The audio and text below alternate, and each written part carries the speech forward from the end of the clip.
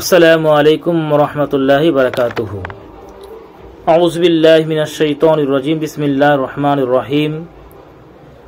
ইন্না আনজালনাহু ফি লাইলাতিল কদরি ওয়া মা আদরাকা মা লাইলাতুল কদর। লাইলাতুল কদরি খায়রুম মিন আলফিশ শাহর। তানাজ্জালুল মালাইকাতু ওয়ার রূহু ফিহা বিইজনি রাব্বিহিম মিন কুল্লি আমর। সালামুন হিয়া হাত্তা মাতলাইল ফাজর। সাদাকাল্লাহুল আলিউল আযীম। সবাইকে অন্তরের অন্তঃস্থল থেকে সালাম জানিয়ে কোরআন একটি আয়াত তেলাওয়াত করেছি সূরা কদর থেকে, যেখানে আল্লাহ পাক ইরশাদ ফরমাচ্ছেন, হে মুহাম্মদ সাল্লাল্লাহু আলাইহি ওয়াসাল্লাম, আমার নবীকে উদ্দেশ্য করে বলছেন, নিশ্চয়ই আমি শবে কদর এই রাত্রে পবিত্র কোরআন শরীফ নাজিল করেছি। এই রাত্রিতে পবিত্র কোরআন শরীফ নাজিল করা হয়েছে। আর আপনি কি জানেন যে শবে কদরটা কি? এই রাতের ইবাদত হাজার মাসের ইবাদত করার চাইতেও উত্তম। এর ফজিলত অধিক পূর্ণ।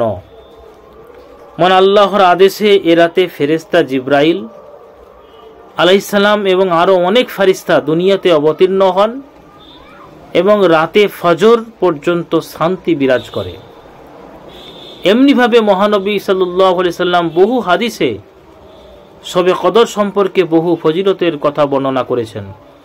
একটি হাদিসে বর্ণিত হয়েছে, আফজালুল লাইলি লাইলাতুল কদরি, অর্থাৎ যাবতীয় রাতের মধ্যে শবে কদরের রাতই হচ্ছে সর্বশ্রেষ্ঠ রাত। অর্থাৎ ফজিলতের দিক থেকে এ রাত অন্যান্য রাত অপেক্ষা অতি উত্তম। এবং অন্য একটি হাদিসেও আল্লাহ রসুল ইরশাদ করেছেন, ইন্নাল্লাহ তাআলা যায়্যানাল লাইলি বিলাইলাতিল কদরি। রাতসমূহের মধ্যে আল্লাহ পাক শবে কদর দ্বারা সৌন্দর্যমণ্ডিত করেছেন। এক হাদিসে বর্ণিত আছে, রাসূল পাক সাল্লাল্লাহু আলাইহি ওয়াসাল্লাম বলেছেন, যে ব্যক্তি শবে কদরকে জীবিত রাখে, অর্থাৎ রাত জেগে ইবাদত করে, মহান আল্লাহ তাআলা রোজ কিয়ামতে তার হৃদয়কে জীবিত রাখবেন এবং তার জীবনের সকল সগীরা গুনাহ আল্লাহ পাক মাফ করে দেন। বড় পীর সাহেব আব্দুল কাদের জিলানী রহমতুল্লাহ আলাইহি রচিত গুনিয়াতুত তালেবিন নামে একটি কিতাব। এই কিতাবের এটি রাসূল পাক সাল্লাল্লাহু আলাইহি সাল্লামের একটি হাদিস উদ্ধৃত আছে যে, রাসূল পাক সাল্লাল্লাহু আলাইহি সাল্লাম ইরশাদ করেছেন, কদরের রাত্রে আল্লাহর নির্দেশে ফেরেশতা জিবরাইল আলাইহিস সালাম বহু ফেরেশতা নিয়ে দুনিয়াতে চলে আসেন। আর তাদের প্রত্যেক ফেরেশতার সাথে একটি করে সবুজ বর্ণের নেজা বা পতাকা থাকে। আর ফেরেশতা জিবরাইল আলাইহিস সালাম সেই রাতে আলাইহিস সালাম পবিত্র কাবা গৃহের ছাদের উপরে এসে সঙ্গীদের বলেন, তোমরা দলে দলে ভাগ হয়ে যাও। তখন তাদের কোনো দল পূর্ব দিকে এবং কোনো দল পশ্চিম দিকে চলে যায়।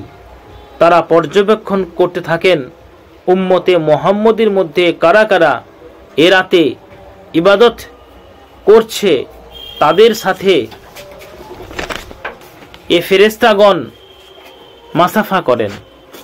আর রাত অবসর না হওয়া পর্যন্ত যে উম্মতগণ প্রার্থনা, দোয়া, তাসবিহ, তাহলিল, নামাজের মধ্যে থাকে, ফেরেশতাগণ তাদের সাথে শামিল হয়ে আমিন আমিন বলতে থাকে। এক সময় জিবরাইল ফেরেশতা বলেন, এখন তোমরা বিদায় হতে পারো। তখন তারা তার কাছে জিজ্ঞাসা করে যে, হে আমাদের নেতা, বলুন তো উম্মতে মুহাম্মদী সাল্লাল্লাহু আলাইহি সাল্লাম এর প্রার্থনা মহান আল্লাহ কবুল করেছেন কিনা?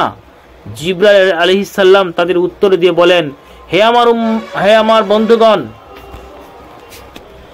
জিবরাইল আলাইহিস সালাম উত্তর দিয়ে বলেন, হে আমার বন্ধুগণ, মহান আল্লাহ পাক তাদের প্রার্থনা কবুল করেছেন, তাদের প্রতি ৭০,০০০ বার নজর করেছেন এবং তাদের যাবতীয় গুনাহ মাফ করে দিয়েছেন। সুবহানাল্লাহ।